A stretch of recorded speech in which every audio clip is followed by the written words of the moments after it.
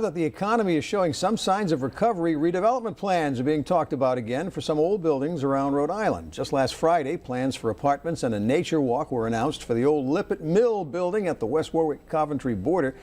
And Mark Murphy, the editor of the Providence Business News, is here with us this noon hour with word of a unique redevelopment project in the Armory District in Providence. That project is the subject of a front-page story in today's edition of the paper with some ambitious out-of-state developers. Yeah, there's a pair of young brothers, one who actually got a master's degree from the Rhode Island School of Design and Furniture Design, but they're based in Brooklyn, and they want to take a 19th century mill and turn it into residential in the upper floors, and then essentially kind of an incubator kitchen concept, food, not unlike what's happening at Hope and Main in Warren, but this is obviously in the Armory District in the city. Yeah, we have the specific addresses, in fact, listed. This is the old Klein building, which is at 55 Cromwell Street, and then another building nearby at 50R Sprague Street.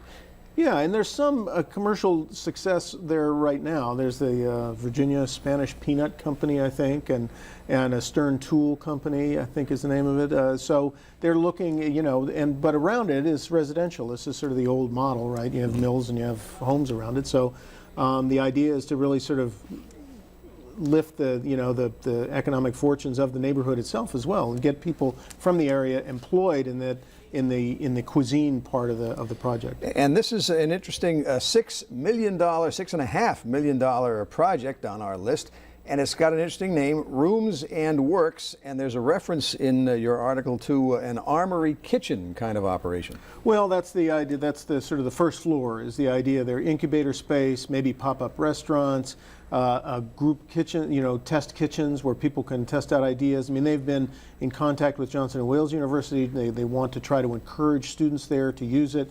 It's also received $1.6 million in historic preservation tax credits. So it's a project that takes, again, one of these old, sort of solid old buildings and trying to reuse it.